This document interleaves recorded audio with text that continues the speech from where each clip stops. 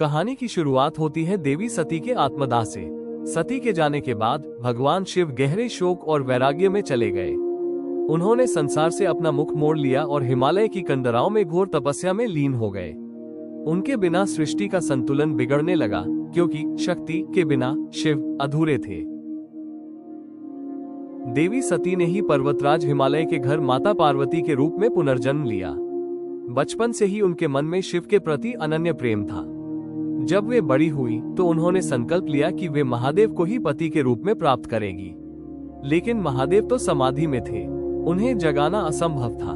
पार्वती जी ने महलों का सुख त्याग दिया और उसी ठिठुरती ठंड और कठिन परिस्थितियों में तपस्या शुरू की जहां शिव। जब पार्वती जी ने शिव को पाने के लिए अन्न जल त्याग दिया तो उनकी माता मैना देवी बहुत दुखी थी। उन्होंने पार्वती को बहुत समझाया, पुत्री, तुम सुकोमल राजकुमारी हो, तुम उन वैरागी के साथ कैसे रहोगी जिनका कोई घर नहीं है। लेकिन पार्वती का संकल्प अटल था।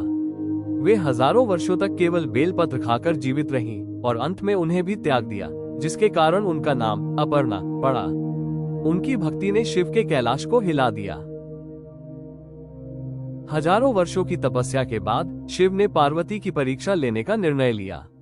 वे एक वृद्ध ब्राह्मण का रूप धारण कर पार्वती के पास पहुंचे और शिव की बुराई करने लगे। तुम उस भस्मधारी, शमशान निवासी और गले में सांप लटकाने वाले से विवाह क्यों करना चाहती हो? पार्वती जी ने क्रोधित होकर उत्तर दिया कि वे शिव के बाह्य रूप को नहीं, बल्कि उनकी आत्मा को जानती है। उनके इस अडिग विश्वास और प्रेम को देखकर महादेव अपने वास्तविक स्वरूप में आ गए और पार्वती को अपनी अर्धांगिनी के रूप में स्वीकार किया। जब माता मैना ने विवाह का विरोध किया, जब विवाह का प्रस्ताव आया तो पर्वतराज हिमालय प्रसन्न थे, लेकिन माता मैना के मन में दुविधा थी। वे अपनी लाडली बेटी के लिए एक राजकुमार चाहती थी, कोई ऐसा जो रेशमी वस्त्र पहने और महलों में रहे। विवाह के दिन का दृश्य, जब बारात राजा हिमालय के द्वार पर पहुंची तो सब दंग रह गए। भगवान विष्णु गरुड़ पर, ब्रह्मा जी हंस पर और सभी देवता अपने दिव्य स्वरूप में आए।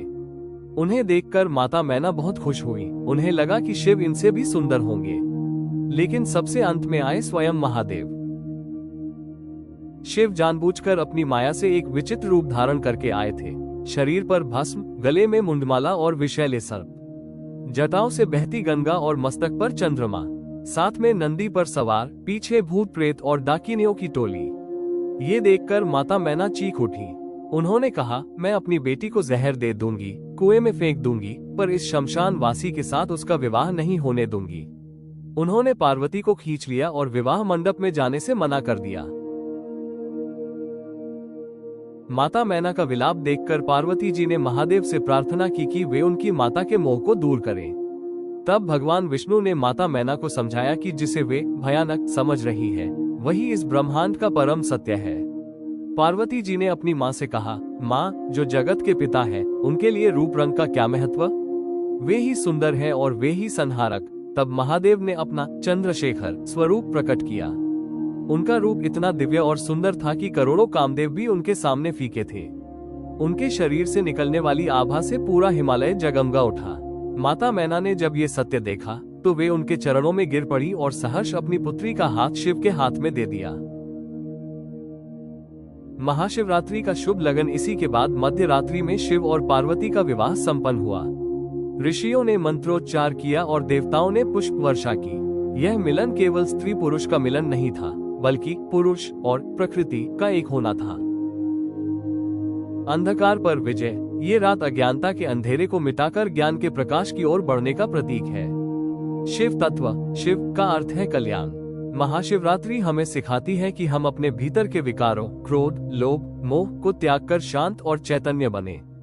प्रलय और सृजन। माना जाता है कि इसी रात महादेव ने तांडव कर सृष्टि के सृजन और विनाश के चक्र को संतुलित किया था।